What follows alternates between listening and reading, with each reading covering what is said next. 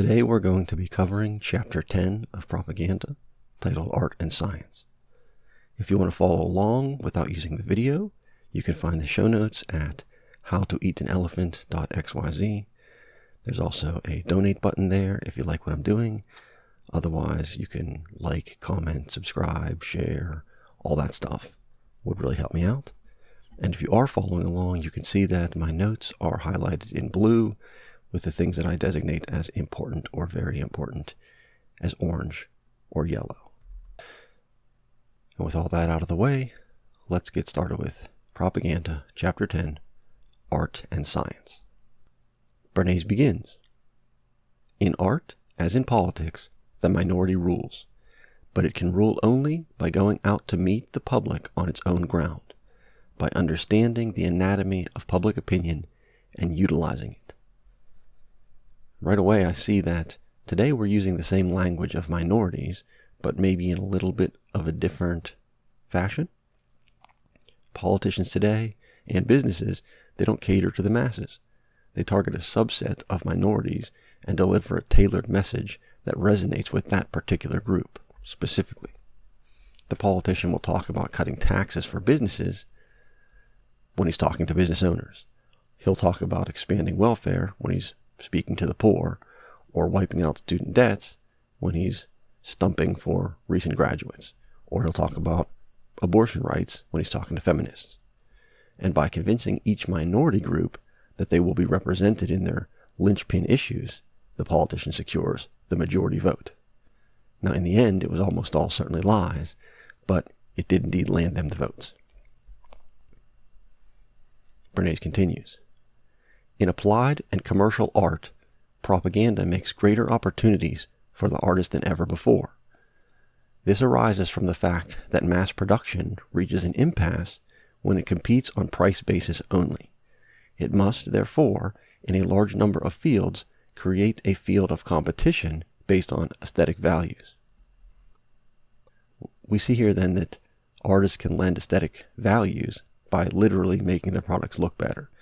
And this differentiation can allow one product to sell for more than another functionally identical product. Again, we see this very much today with even branding. Like, is a Mercedes-Benz better than a Honda? Like, realistically, almost certainly not. The Honda is almost certainly the superior functional vehicle, and yet the Mercedes-Benz sells for a premium, purely for aesthetics. Well, there's probably some kind of a bragging there, like I drive a more expensive car. Bernays continues. Propaganda can play a part in pointing out what is and what is not beautiful.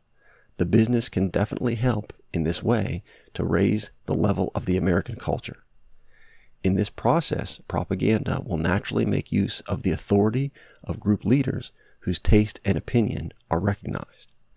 For instance, in the manufacture of American silk, markets are developed by going to Paris for inspiration. Paris can give American silk a stamp of authority, which will aid it to achieve definite position in the United States. And here again we see even how irrelevant opinions, such as silk versus wool, or this American silk versus Parisian silk, and also subjective opinions like what is beautiful, and I think there's a degree of objectivity here. I don't think beauty is completely subjective. But these things are molded by the propagandists, these irrelevant opinions. Now, I'm belaboring this point, but Bernays is very on point when he says in Chapter 1, right at the beginning, quote, "We are governed, our minds are molded, our tastes are formed, our ideas suggested, largely by men we have never heard of." And like I've said several times in these lectures, when they manipulate us to buy silk or to buy a piano or soap, all of the things that Bernays has done, you can just as easily manipulate the people into voting one way or the other. Now, over the next few pages, he talks about a propaganda event where these American silks are displayed in Paris's Louvre, and it's pretty much the same that he's been talking about before. Make a dramatization of it, bring in big names or celebrities, people renowned within the industry, and you can mold opinions that way. Like if the influencers of the day say that American Silk is the new hip product, well, then it becomes the new hip product. A little later, he continues. The result of this ceremony, the silk ceremony, was that prominent department stores in New York, Chicago, and other cities asked to have this exhibition. They tried to mold the public taste in conformity with the idea which had the approval of Paris. The silks of Cheney Brothers, a commercial product produced in quantity, gained a place in public esteem by being associated with the work of a recognized artist and with a great art museum. The same can be said of almost any commercial product susceptible to beautiful design. There are a few products in daily use, whether furniture, clothes, lamps, posters, commercial labels, books, jackets, pocketbooks, or bathtubs, which are not subject to the law of good taste. When Secretary Hoover, 3 years ago, was asked to appoint a commission to the Paris Exposition of Directive Arts, he did so. As Associate Commissioner, I assisted in the organization of the group of important business leaders in the industrial art field who went to Paris as delegates to visit and report on the exposition. The propaganda carried on the aims and purposes of the commission undoubtedly had a widespread effect on the attitude of Americans towards art in industry.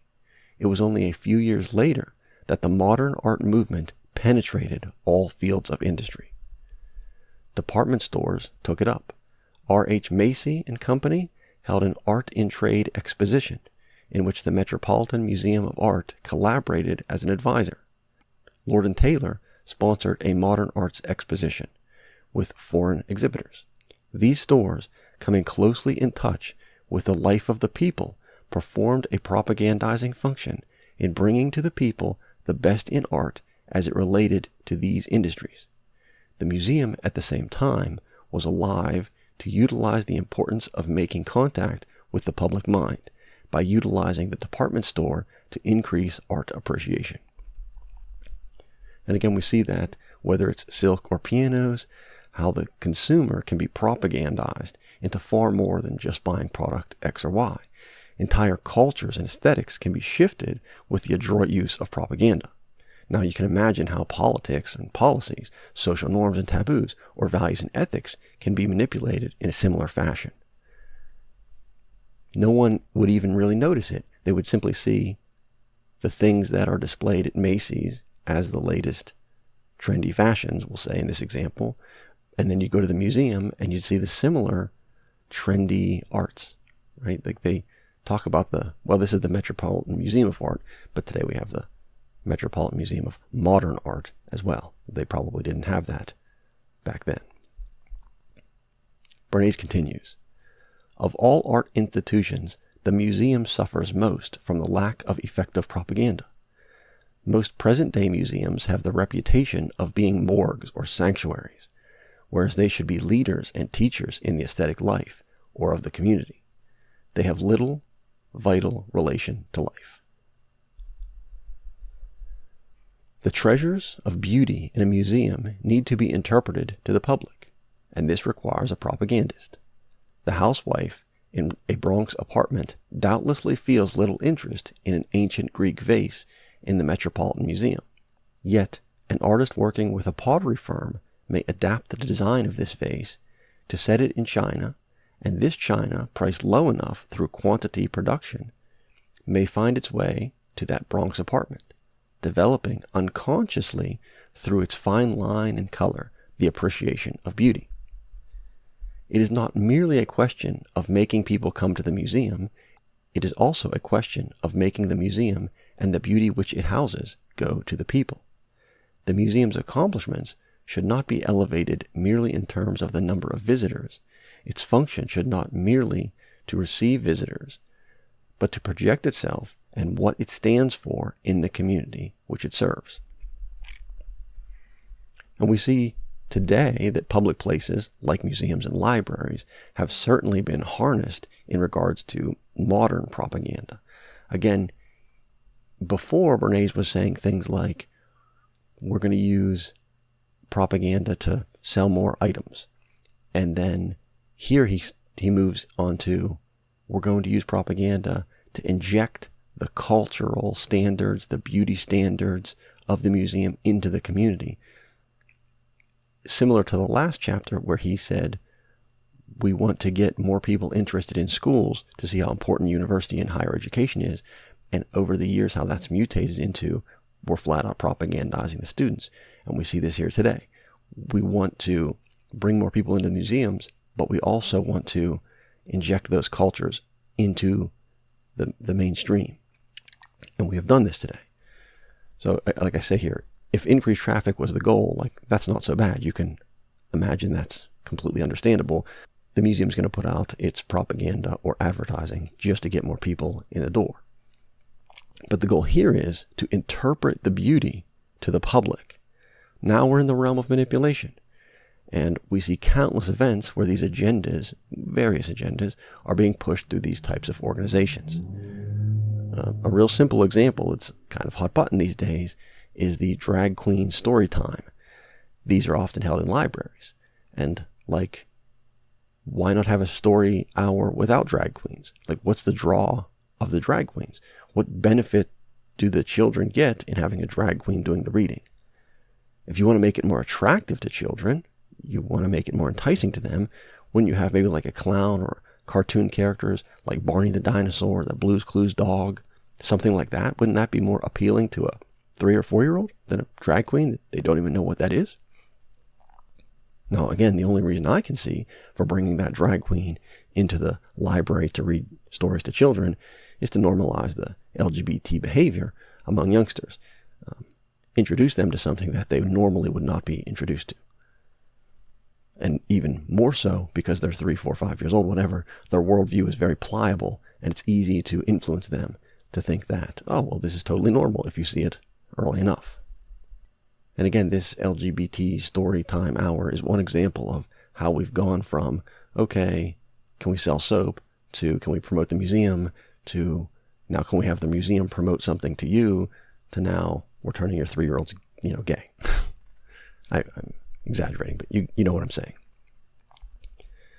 Bernays continues, quote, the museum can stand in its community for a definite aesthetic standard, which can, by the help of intelligent propaganda, permeate the daily lives of its neighbors.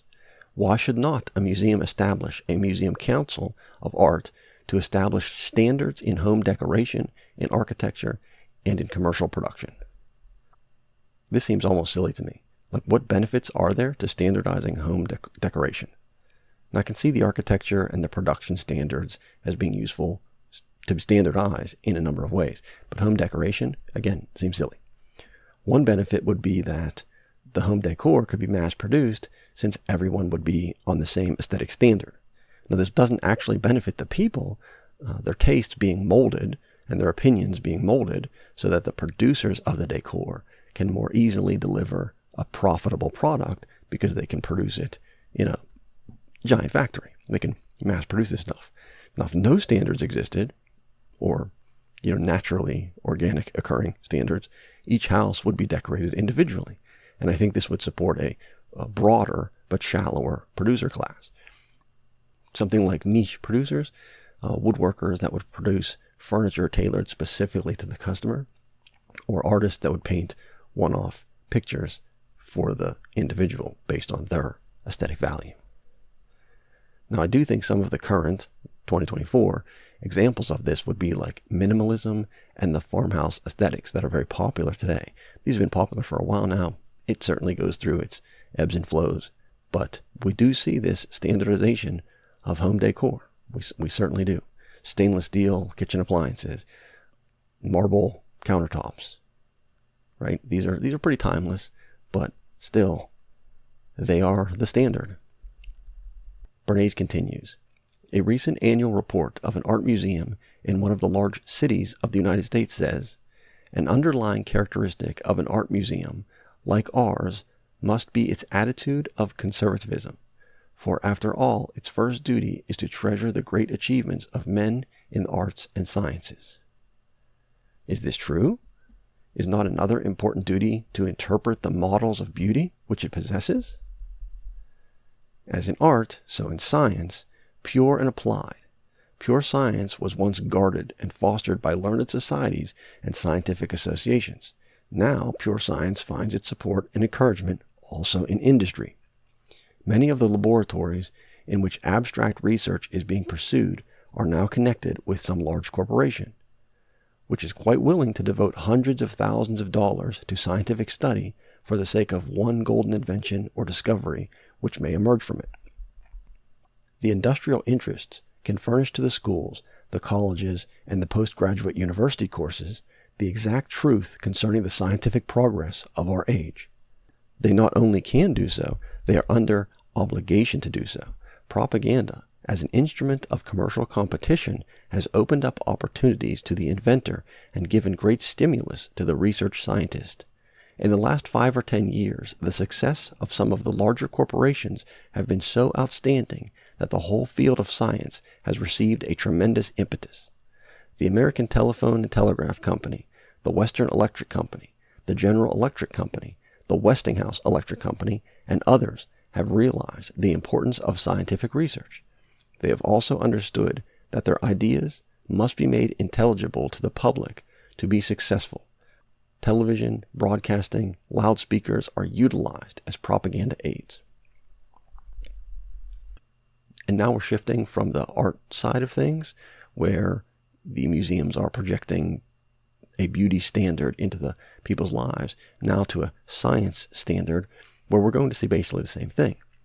We see here how there's a feedback where industries use research from colleges to produce new products, and then the systems are fed back into the colleges. Then a point is reached where the sort of de facto education and public research facilities are fundamentally employed by the corporate producers to do research that might lead to discoveries that are profitably marketable. Now, how many courses of, let's say, pure research are left unexplored because there seems to be no profitable inventions that lie down the path? And we see here specifically that Bernays is talking about the companies are willing to invest hundreds of thousands, today it would be hundreds of millions even, to find that one golden product that may emerge from all of that research. I think today we've come to a point where research is becoming very, very narrowed. And my example is going to be, how many disease treatments do we have versus cures? No one is really pursuing a cure for the common cold, let's say. But we can give you 1 million treatments or cancers. Like, you're always hearing about this new cancer treatment, but never a cure. And maybe you can't cure this cancer or that. But again, there's no profit in curing you. Here's one pill or one dose of treatment and you're better. Versus, oh, for the next rest of your life, you're going to have to take these treatments. And then how about planned obsolescence? That comes to mind. We are building things that, oh, your phone is 2 years old. Well, just amazingly, that's when the battery starts losing its charge. We see a lot of these pointless incremental gains in things like computers and smartphones. They're marginally better. It's 10% better. But you wouldn't even really buy that because who cares about that 10%? But the battery's going dead. Or there's some new feature. There's some keeping up with the Joneses feature. It's got to have 3 cameras. It's got to have 4 cameras. Just really kind of pointless stuff. This is what our modern scientific progress is producing.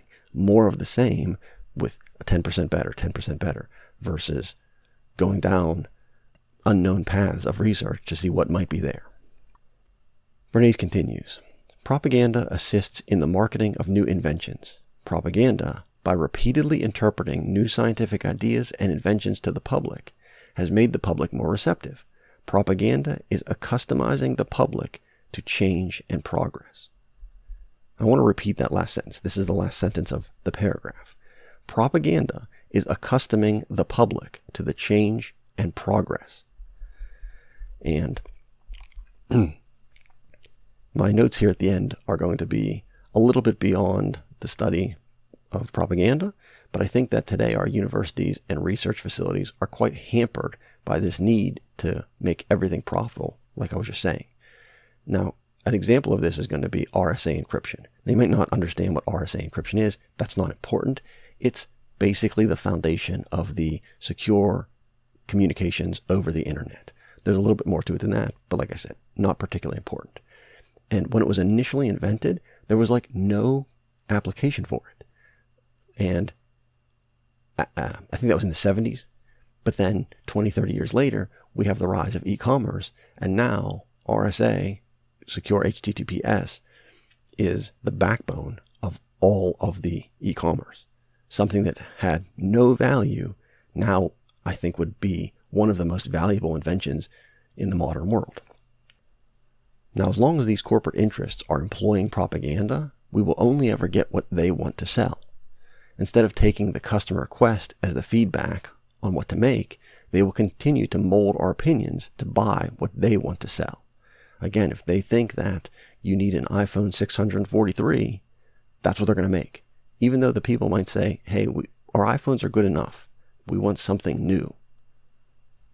And I suppose you see some innovation out of Apple. I shouldn't pick on them. They had that VR headset thing, augmented reality, and I think it flopped, but at least they are trying something new. And again, I come back to the important point that what propaganda can do isn't so much selling you products. That's where we see it every day, but it can orchestrate cultural and political change. And even if the products and services sold by these corporations are utilizing some kind of manufactured demand, it's not really a big problem. It's not great, but it's not a huge problem. But when you start applying this manufacturing, the manufacturing of ideas, of culture, of ethics, of politics, when you start turning these into the products that you're propagandizing for, then you really risk losing your own cultural identity to the propagandists. Now, one might argue that not all of this is bad, and I would agree that there are some changes that can come from the people organically that are good, and maybe even, as a broken clock is right twice a day, maybe the corporations might instigate for a change that is actually beneficial to the people, but that's going to be happenstance. They're not going to do something specifically for the people. But now here, when a change is adopted via manipulation and propaganda, it's no longer the will of the people. Even if it does turn out to be useful, is it really what the people wanted? And you accumulate a lot of these manipulated opinions, and you end up maybe far from the mark. And I want to repeat again the last sentence that I think supports my position very well, that propaganda is an enormously powerful and dangerous tool that is being used against us every single day. So I'm going to repeat the last sentence. Propaganda is accustomizing the public to change and progress. And with that, we're at the end of the chapter. If you want to look back over these show notes, you can find them at howtoeatanelephant.xyz. If you liked the video or have any questions or comments, leave them below. I'd really love to hear any feedback you might have. If you really liked the video, you can go to howtoeatanelephant.xyz and find a donate button there. I would not be averse to you clicking it. And if you think it was useful but you don't want to donate, you can help out by sharing the video with anyone you think might like it. And with all of that out of the way, I'd like to thank you for your time and attention and say that I hope you have a good night.